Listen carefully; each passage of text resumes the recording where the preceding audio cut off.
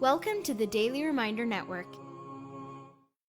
Never ever underestimate the power of Allah. You know, there was a sheikh who mentioned this in Saudi Arabia, and there was a doctor that visited him from Pakistan and told him a story that happened to him.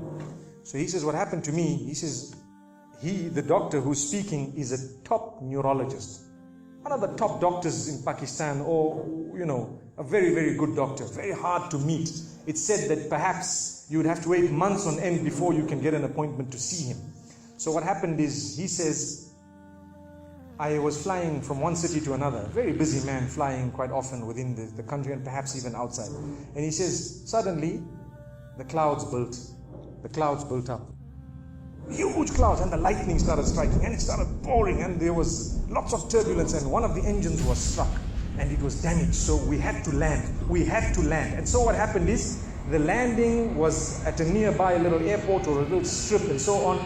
And when they landed there, it was a remote area. How are you going to repair this aircraft? A few people who were on it, it was a small plane, they were, quite surprised because they landed it in such a remote place. No one's there to repair it. They would have to wait, definitely. So the doctor asks the captain or the pilot that, you know what, how long are you going to be? He says, no, we're going to be quite long. Well, I need to get to that area. Look, he says, it's just a 3-hour drive by vehicle. So why don't you just go by road?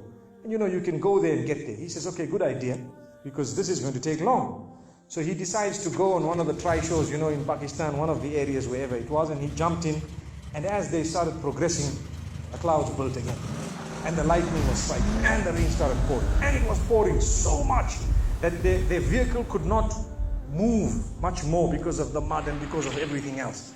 And so it was quite an open area with a bit of farmland, and after a while they realized, look, we're not getting anywhere. There's a little house here. Why don't we just go there? We can read our salah. Perhaps we can, see, have a bit of a meal or whatever else. And they decided to knock the door. Strange people, strange land, far off, out in the rurals. And so he knocks the door, and he's got his little bag and everything, and he walks in. An old lady happened to answer the door after a while, and they spoke to her saying, look, this is what has happened, and we're going from so-and-so to so-and-so, and we just want a place, we want to read salah and so on. And she said, no problem, you can come in. She had a little musalla, a little sajjada, and she had a little baby on the side, or not a baby, but a child.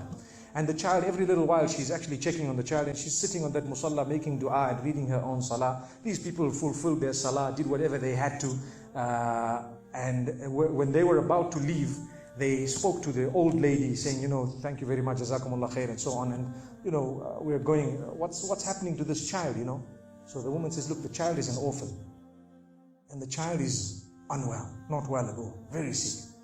And we've been to all the doctors around. And subhanallah, I'm the grandmother of this child. The doctors have told us that there is only one specialist around who can help this child. And we tried to make an appointment, but they asked us to come 6 months later. And it's far away. I've been making dua to Allah ever since that day. Ya Allah, make it easy for us. Child is sick. Make it easy for us, Ya Allah. So the man says, what's the name of that specialist? So the granny says, it's Dr. Ishan. Immediately this doctor burst into tears. Straight away, he burst into tears. Why are you crying? Your dua has just been accepted.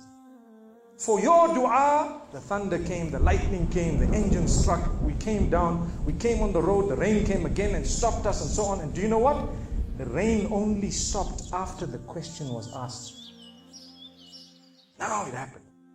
And now the woman starts crying. Subhanallah. And the doctor himself is telling the story, saying, that was me. It happened to me, he says. And he says, I learned that Allah's armies are beyond limits. Allah uses whatever He wants to get what He wants done. So, where in the wildest of the dreams of this person would they have felt or believed that the top man, whom it is semi-impossible to see without big appointments, would actually be driven all the way to the door, knock the door, come in here, read some salah, and they would have to serve the child here. amazing. Wallahi, it brings tears to the eyes. But the reason I share it with you, every one of us has needs for Allah subhanahu wa ta'ala. Just keep calling. Just have yaqeen. Have conviction. If it is meant, it will definitely come in your direction. You know, we use the term by hook or crook, but I don't want to use that today. I want to tell you, by the mercy and power of Allah subhanahu wa ta'ala, it will happen. It will come to pass. May Allah subhanahu wa ta'ala bless us. May He open our doors. May He grant us all shifa. And may He make us firm believers that for Him, nothing is impossible. Donate now.